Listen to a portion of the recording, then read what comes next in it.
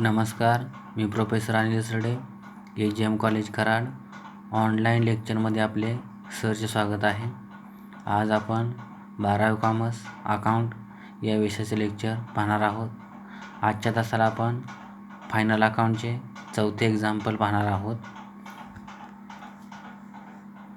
From the following trial balance of mister Piyush and mister Arun, you are required to prepare trading account and profit and loss account and balance sheet as on that date. आता आपण trial balance पाहूया. Trial balance as on 31 March 2019. Debit balances आणि credit balances आपल्याला दिलेले आहेत. सुरुवातीला आपण debit balances पाहूया. Stock in bracket 1 April 2018 30,800, purchases 80,000, salaries 5,000, wages 7,500, carriage 3,000, royalties 2,500, freight 700, printing and stationery 1,050, sundry debtors 43,000, furniture 20,200, leasehold property 25,000, investment 15,000, traveling expenses 3,450, advertisement in bracket for 3 years 30,000, bad debts 500, discount allowed 1,800, cash in hand 7,000, cash at bank 20,000, fixed deposits 15,000. अशा प्रकारे आपण debit साईडच्या अकाउंटची माहिती बघितलेली आहे. त्याच्यानंतर credit साईडला आपल्याला काय दिलेले आपण ते पाहूया. Capital account Piyush 80,000, Arun 80,000, sundry creditors 20,500, interest received on fixed deposit 1,000, bank overdraft 10,000, sales 1,20,000. अशा प्रकारे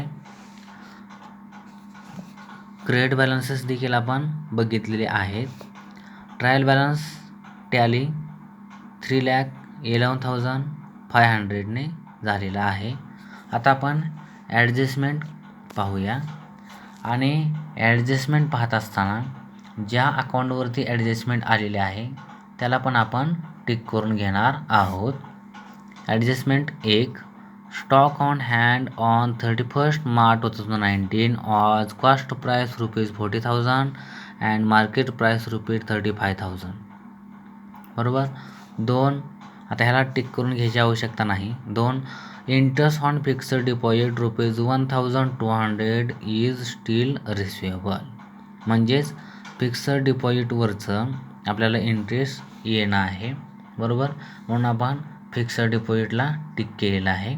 ॲडजस्टमेंट त्याच्यावरती असल्यामुळं आपण त्याला टिक करून घेतलेलं आहे. 3, provide RDD at 2.5% on sundry debtors. आता सन्ड्री डेटर्सवरती आपल्याला 2.5% RDD काढायचं आहे. त्याच्यामुळे आपण सन्ड्री डेटर्सला देखील टिक करून घेतलेलं आहे. बरोबर. पुढे डेप्रिशिएट फर्निचर बाय 5%. डेप्रिशिएशनवर फर्निचरवर आपल्याला डेप्रिशिएशन त्या ठिकाणी काढायचं आहे. म्हणून फर्निचरला देखील आपण काय केलेलं आहे, टिक केलेलं आहे. आणि last 5, goods of ₹8,000 destroy by fire and insurance company admitted A claim of ₹6,000 only. बरोबर. आता याला टिक करायची आवश्यकता नाही. अशा प्रकारे आपण ट्रायल बॅलन्स आणि ॲडजस्टमेंटची माहिती बघितलेली आहे. आता आपण एक्झाम्पल सोडवायला सुरुवात करणार आहोत. ॲन्सरमध्ये आपल्याला एकदम वरती in the books of mister Piyush and mister Arun असं लिहावं लागतं. त्याच्याखाली हा पहिला जो त्या ठिकाणी अकाउंट आहे हा ट्रेडिंग अकाउंट आहे. बरोबर.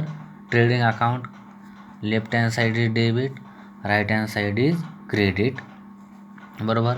त्याच्यानंतर हा दुसरा जो अकाउंट आहे तो प्रॉफिट अँड लॉस अकाउंट आहे. Left hand side is debit, right hand side is credit.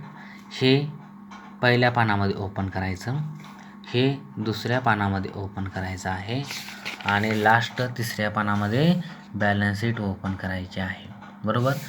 तिसऱ्या पानावरती आपल्याला balance sheet as on 31 March 2019 अशी वरती माहिती लिहावी लागेल. Left hand side is liabilities, right hand side is asset. बरोबर. आणि या दोन्ही अकाउंटला हे अकाउंट असल्यामुळे ह्याला स्टेटमेंट काय द्यावं लागतं, for the year ended 31 March 2019. बरोबर. आता आपण ज्याच्यावरती ॲडजस्टमेंट नाही ते आपण अकाउंट पोस्ट करूया. अगोदर आपण डेबिट बॅलन्सेसचे अकाउंट घेणार आहोत. स्टॉक हा ओपनिंग स्टॉक आहे. बरोबर. 30,800 ट्रेडिंग अकाउंटच्या डेबिटला. To opening stock 30,800. पुढे परचेसेस. बरोबर. परचेसेस किती दिलेला आहे, 80,000. त्याचं रिटर्न दिलं आहे इकडे क्रेडिट साईडला नाही. मग डायरेक्ट काय करायचं, आता हे 80,000 आउटरला घ्यायचं. कुठं, ट्रेडिंग अकाउंटच्या डेबिटला. To purchases 80,000. बरोबर. पुढे सॅलरीज. बरोबर. आता ह्याच्यावरती ह्याला टिक नसल्यामुळं याच्यावरती ॲडजस्टमेंट नाही. ज्याला टिक आहे ते तसंच ठेवायचं, कारण की आपण ते ॲडजस्टमेंटमध्ये पाहणार आहोत. बरोबर. ज्याला टिक नाही ते पोस्ट करून टाकायचं. बरोबर. सॅलरीज कुठं, इनडायरेक्ट एक्सपेंडिचर आहे, प्रॉफिट अँड लॉस अकाउंटच्या डेबिटला. बरोबर. बघा, टू सॅलरीज 5,000. बरोबर. पुढे वेजेस हा डायरेक्ट एक्सपेंडिचर आहे, ट्रेडिंग अकाउंटच्या डेबिटला. बरोबर. बघा, टू वेजेस 7,500. त्याच्यानंतर कॅरेज 3,000 हा डायरेक्ट एक्सपेंडिचर आहे, ट्रेडिंग अकाउंटच्या डेबिटलाच. To carriage 3,000. त्याच्यानंतर रॉयल्टीज 2,500. रॉयल्टीज डायरेक्ट एक्सपेंडिचर आहे, ट्रेडिंग अकाउंटच्या डेबिटला. To royalties 2,500. त्याच्यानंतर फ्रेट हा देखील डायरेक्ट एक्सपेंडिचर आहे, ट्रेडिंग अकाउंटच्या डेबिटला. बरोबर. To freight 700. त्याच्यानंतर printing and stationery indirect expenditure आहे, प्रॉफिट अँड लॉस अकाउंटच्या डेबिटला 1,050. बरोबर. बघा या ठिकाणी दिले का नाही, printing and stationery. To printing and stationery 1,050. त्याच्यानंतर आता हे दोन्ही ॲडजस्टमेंट आहे. लीज होल्ड प्रॉपर्टी ॲसेट आहे 25,000 ॲसेट साईडला. बरोबर. ॲसेट साईडला आपल्याला लीज होल्ड प्रॉपर्टी दिलेलं आहे. लीज होल्ड प्रॉपर्टी बरोबर 25,000. बरोबर. त्याच्यानंतर इन्व्हेस्टमेंट 15,000 ॲसेट आहे. बरोबर. ॲसेट साईडला आपल्याला इन्व्हेस्टमेंट घ्यायचं आहे, इन्व्हेस्टमेंट 15,000. बरोबर. त्याच्यानंतर ट्रॅव्हलिंग एक्सपेन्सेस इनडायरेक्ट एक्सपेंडिचर आहे 3,450, म्हणजेच प्रॉफिट अँड लॉस अकाउंटच्या डेबिटला. To travelling expenses 3,450. बरोबर. पुढे advertisement in bracket for 3 years, म्हणजेच 3 वर्षाचा ॲडव्हर्टाइजमेंटचा खर्च दिला आहे किती, 30,000. तर एका वर्षाला किती आला, 10,000. मग चालू वर्षी फक्त आपण 10,000 घ्यायचे आणि उरलेले 20,000 काय आहेत, प्रीपेड आहेत. बरोबर. ॲडव्हान्समध्ये आपण ते भरलेला आहे खर्च. बरोबर. आता मग हे कुठे घ्यायचं, प्रॉफिट अँड लॉस अकाउंटच्या डेबिटला. बरोबर. प्रॉफिट अँड लॉस अकाउंटच्या डेबिटला. To advertisement 30,000 less prepaid advertisement 20,000. 30,000तनं 20,000 गेले, आउटरला किती आले, 10,000. म्हणजे चालू वर्षाचा आपण 10,000 रुपये त्या ठिकाणी एक्सपेंडिचर ॲडव्हर्टाइजमेंटचा इनडायरेक्ट एक्सपेंडिचर आपण घेतलेला आहे. आता हे 20,000 जे आहे हे प्रीपेड ॲडव्हर्टाइजमेंट आहे, द्यायचं नव्हतं पण आपण ॲडव्हान्समध्ये त्या ठिकाणी भरलेला आहे किंवा दिलेला आहे, म्हणजे हे काय झाले आपले ॲसेट. दुसरा इफेक्ट ह्याचा ॲसेट साईडला होतो, प्रीपेड ॲडव्हर्टाइजमेंट. बरोबर. बघा 20,000 आहे. बरोबर. अशा प्रकारे ॲडव्हर्टाइजमेंटची ॲडजस्टमेंट बघितलेली आहे, बरोबर. त्याच्यानंतर बॅड डेट्स, बरोबर. तर हे bad debts profit and loss अकाउंटच्या डेबिटला आपण घेतो, बरोबर. चला, प्रॉफिट अँड लॉस अकाउंटच्या डेबिटला बघा, 2 बॅड डेट्स 500 इनरला. का तर RDDचं आपण पोस्टिंग नंतर ॲडजस्टमेंट पाहताना करणार आहोत, बरोबर. त्याच्यानंतर डिस्काउंट अलाउड, बरोबर. डेबिट बॅलन्स आहे, बरोबर. तर प्रॉफिट अँड लॉस अकाउंटच्या डेबिटला, बरोबर. बघा, प्रॉफिट अँड लॉस अकाउंटच्या डेबिटला आपल्याला डिस्काउंट घ्यावा लागतो, बघा. 2 डिस्काउंट 1800. त्याच्यानंतर cash in hand 7000, cash at bank 20000. ह्या ॲसेट आहेत, बरोबर. हातातील शिल्लक रक्कम आणि बँकेतील शिल्लक रक्कम, बरोबर. ॲसेटला हे दोन्ही पण घेतलेलं आहे, बरोबर. कॅश इन हँड 7000 आणि कॅश ॲट बँक 20000, बरोबर. दोन्ही पण झालेलं आहे. हे नंतर पाहणार आहोत आपण. कॅपिटल अकाउंट्स बॅलन्स शीटच्या लायबिलिटी साईडला एकदम वरती टॉपला, बरोबर. कॅपिटल अकाउंट पियुष 80,000, त्याला जागा सोडायची. अरुण 80,000, त्याला जागा सोडायची, बरोबर. अशा प्रकारे पोस्ट करून घ्यायचं. बॅलन्स शीटच्या लायबिलिटी साईडला आपण कॅपिटल त्या ठिकाणी पोस्ट केलेलं आहे, बरोबर. त्याच्यानंतर सन्ड्री क्रेडिटर्स 20,500 लायबिलिटी आहे, बरोबर. बॅलन्स शीटच्या लायबिलिटी साईडला सन्ड्री क्रेडिटर्स 20,500. त्याच्यानंतर interest received on fixed deposit, बरोबर.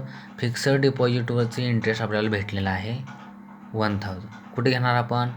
हे इनडायरेक्ट इन्कम आहे प्रॉफिट अँड लॉस अकाउंटच्या क्रेडिटला, बरोबर. बघा, प्रॉफिट अँड लॉस अकाउंटच्या क्रेडिटला by interest on fixed deposit 1000 इनरला, बरोबर. का तर आपल्याला ह्याच्यावरती ॲडजस्टमेंट आहे, त्याच्यामुळे ते इनरला ठेवलेलं आहे. पुढे बँक ओव्हरड्राफ्ट बॅलन्स शीटच्या लायबिलिटी साईडला, बरोबर. बघा, बँक ओव्हरड्राफ्ट 10,000, बरोबर. त्याच्यानंतर सेल्स 1,20,000. सेल्स कुठे घेतो आपण? ट्रेडिंग अकाउंटच्या क्रेडिटला, बघा. ट्रेडिंग अकाउंटच्या क्रेडिटला बाय सेल्स 1,20,000, बरोबर. अशा प्रकारे आपण ट्रायल बॅलन्समधल्या अकाउंटचं पोस्टिंग त्या ठिकाणी केलेलं आहे, बरोबर. आता आपण ॲडजस्टमेंट पाहणार आहोत. पहिली ॲडजस्टमेंट आहे stock on hand on 31 March 2019 आज cost price ₹40,000 and market price ₹35,000. आता ह्याच्यामध्ये तुम्हाला मी सांगितलेलं आहे क्लोजिंग स्टॉकच्या 2 जर आपल्याला अमाऊंट दिले असतील तर ह्यातली जी कमी असेल अमाऊंट ती घ्यायची, बरोबर. आता ह्यातली कमी कुठली अमाऊंट आहे? 35,000, बरोबर.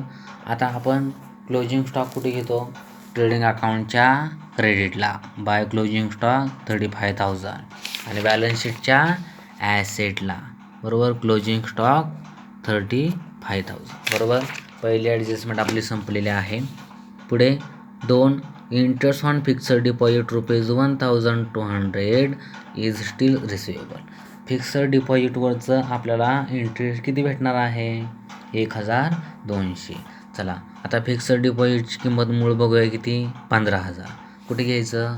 बॅलन्स शीटच्या ॲसेटला, बरोबर. बघा, फिक्स्ड डिपॉझिट आपली ॲसेट आहे 15,000 आणि ॲडजस्टमेंटमध्ये आपल्याला सांगितलेलं आहे किती इंटरेस्ट त्या ठिकाणी भेटणार आहे आपल्याला? 1,200. त्याच्यामध्ये काय होणार? ते ॲड होणार, बरोबर. ॲड इंटरेस्ट रिसिवेबल 1,200, ह्या दोन्हीची बेरीज आउटरला 16,200, बरोबर. दुसरं पोस्टिंग कुठं ह्याचं? प्रॉफिट अँड लॉस अकाउंटच्या क्रेडिटला इनडायरेक्ट इन्कम आहे, बरोबर.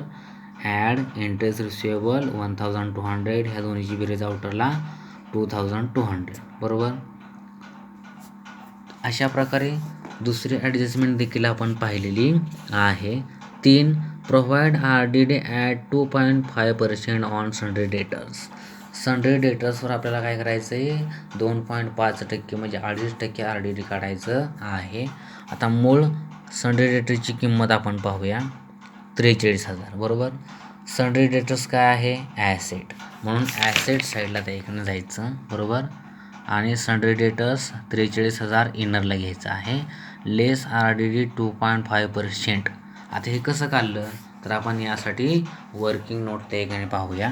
बरोबर, एक्झाम्पल फॉर वर्किंग नोट्स. बरोबर, आपल्याला रेशो दिलेला नाही म्हणून आपण रेशो 1:1 = 2 म्हणजे दोन्हीची बेरीज किती झाली 2. 1 + 1 = 2. रेशो कसा आहे इक्वल. बरोबर, आता आपण सन्ड्री डेटरचं त्या ठिकाणी पाहूया. सन्ड्री डेटरची मूळ किंमत किती आहे 43,000. आपल्याला किती काढायचं RDD 2.5% म्हणजे 2.5%. म्हणून 43,000/100 गुणिले 2.5/1. ह्या 2 शून्याले 2 शून्य निघून गेले. बरोबर, 430 उरलं. 430 गुणिले 25 करायचं थोडी वेळ. हे पॉईंट नंतर आपण एक घराने इकडे येऊया त्या ठिकाणी. 25 जर गुणाकार केला तर 10,750 येते. आपण हा पॉईंट देऊन टाकायचा इथं.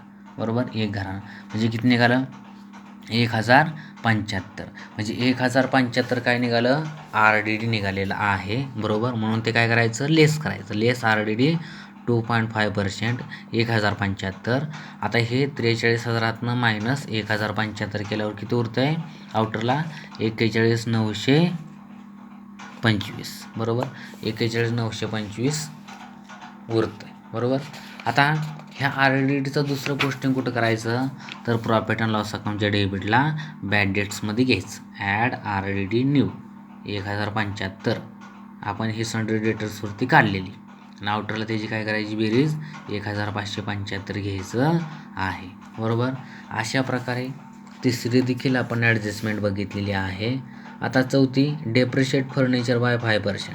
आता फर्निचरवर काय करायचं आहे 5% डेप्रिशिएशन काढायचं आहे. आता फर्निचरची मूळ किंमत किती आहे 20,200. बरोबर, आता हे कुठं जायचं त्या ठिकाणी तर बॅलन्स शीटच्या ॲसेटला. बरोबर, फर्निचर 20,200 इनरला. आता काय करायचं आहे डेप्रिशिएशन काढायचं. बघा दुसरी ॲडजस्टमेंटचं आपण कॅल्क्युलेशन बघूया. Depreciation on furniture 5%. फर्निचरची किंमत किती आहे 20,200/100 गुणिले 5/1. 5% काढायचं. ह्या 2 शून्याले 2 शून्य निघून गेले. 202 उरलं. 202 गुणिले 5 केलं किती आलं 1,010. म्हणजे 1,010 काय आलं डेप्रिशिएशन आलेलं आहे. मग ह्या ॲसेट साईडला त्या फर्निचरच्या किमतीतून ते काय करायचं लेस करायचं. लेस डेप्रिशिएशन 5% 1,010. रेशोडून आउटरला किती येणार 19,190 आलेलं आहे. आता हे डेप्रिशिएशन दुसरं पोस्टिंग कुठं करायचं प्रॉफिट अँड लॉस अकाउंटच्या डेबिटला. To depreciation on furniture 1,010. बरोबर, अशा प्रकारे चौथी देखील ॲडजस्टमेंट आपली झालेली आहे. आता 5 नंबर बघा. Goods of ₹8,000 destroy by fire and insurance company admitted A claim of 6,000 only. आता माल आगीमध्ये जळालेला आहे 8,000चा. बरोबर, आता माल आगीत जळाला मूळ किती 8,000चा. याचं पहिलं पोस्टिंग आपण कुठं करणार ट्रेडिंग अकाउंटच्या क्रेडिटला. By goods destroy by fire 8,000. बरोबर, मूळ आगीमध्ये माल त्या ठिकाणी किती जळाला मूळ किंमत. बरोबर, by goods destroy by fire 8,000. बरोबर, त्याच्यानंतर आपल्याला इन्शुरन्स कंपनीकडनं किती भेटले 6,000. बरोबर, आता इन्शुरन्स कंपनीकडे भेटले म्हणजे काय झाली ते आपली ॲसेट. म्हणून ॲसेट साईडला इन्शुरन्स क्लेम 6,000. बरोबर, 6,000 ते घ्यायचं आहे. आणि आता माल आगीमध्ये जळाला 8,000चा. नुकसान भरपाई किती भेटली 6,000.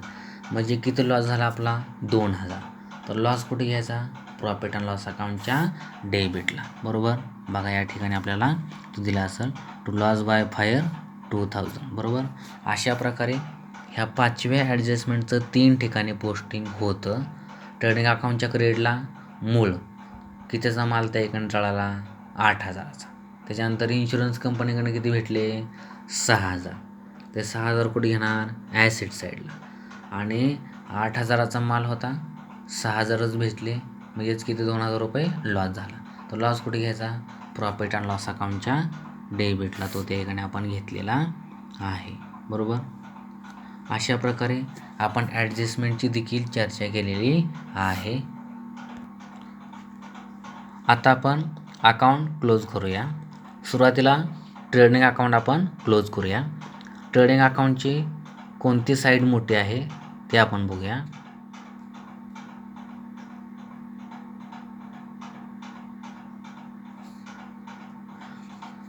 क्रेडिट साईड मोठी आहे, म्हणून ट्रेडिंग अकाउंटच्या क्रेडिट साईडला अमाऊंट जास्त आहे, त्याच्यामुळं याची बेरीज आपण 1, 2, 3ची बेरीज केली किती आली, 1,63,000 आलेली आहे. बरोबर. ती डेबिटला मांडली 1,63,000. आता 1,63,000 हे 700 पासून ते वरती 30,800 काय केलं, हे अमाऊंट लेस केल्या. किती आलं, 38,500. बरोबर. 38,500 डिफरन्स निघाला आहे, म्हणजे त्याला काय म्हणायचं, टू ग्रॉस प्रॉफिट. बरोबर. टू ग्रॉस प्रॉफिट 38,500 झालेला आहे. म्हणजे क्रेडिट साईड मोठी असल्यामुळे आपल्याला काय इथं भेटला, ग्रॉस प्रॉफिट 38,500 भेटला. आता हा ग्रॉस प्रॉफिट कुठं ट्रान्सफर करायचा, पुढच्या अकाउंटला. म्हणजेच हा कुठला अकाउंट आहे, प्रॉफिट अँड लॉस अकाउंट आहे. प्रॉफिट अँड लॉस अकाउंटच्या क्रेडिटला बाय ग्रॉस प्रॉफिट 38,500. बरोबर. हा ट्रान्सफर केलेला आहे. आता याच्यामध्ये प्रॉफिट अँड लॉस अकाउंटची कोणती साईड मोठी आपण बघूया. इथून वरती बघायचं. या ठिकाणी 24,000च्या आसपास अमाऊंट त्या होते डेबिटची, आणि इकडं किती आहे, 38,500, 2,200. म्हणजेच या ठिकाणी देखील प्रॉफिट अँड लॉस अकाउंटची क्रेडिट साईड मोठी आहे, म्हणून 38,500 आणि 2,200ची बेरीज केली 40,700 आली. ती डेबिटला मांडली 40,700. आता ह्या 40,700मधून 10,000पासून 1,800पर्यंत सर्व अमाऊंट त्या काय केले आपण, लेस केलेले आहेत. डिफरन्स किती आला, 14,815. 14,815 काय आला, डिफरन्स आलेला आहे. म्हणजे काय निघाला, हा नेट प्रॉफिट. बरोबर. क्रेडिट साईड मोठी असल्यामुळं आपल्याला ह्या ठिकाणी काय भेटला, नेट प्रॉफिट मिळालेला आहे. To net profit. बरोबर. किती आला, 14,815 आलेला आहे. बरोबर. आता हा आपण ट्रान्सफर कुठं करणार, ट्रान्सफर टू कॅपिटल अकाउंट्स. म्हणजेच कॅपिटल अकाउंट्सला आपण ते लायबिलिटी साईडला ट्रान्सफर करणार आहोत. आता हा जो प्रॉफिट झालेला आहे, नेट प्रॉफिट 14,815, आता ह्याला काय करायचं, आपल्याला डिस्ट्रीब्यूट करायचं आहे. 2 पार्टनर्समध्ये काय करायचं आहे, डिस्ट्रीब्यूट करायचं आहे. ते पाहूया. Net profit. बरोबर. नेट प्रॉफिट किती झालेलं आहे, 14,815. रेशो कसा आहे, इक्वली, म्हणून त्याला 2 भागलं. 2 भागल्यानंतर किती आलं, 7,407.5. म्हणजे एक जणाला किती द्यावे लागतील, 7,408 द्यावे लागतील, आणि एक जणाला 7,407 द्यावे लागतील. म्हणून पियुषला आपण 7,408 दिले आणि अरुणला आपण 7,407 दिले.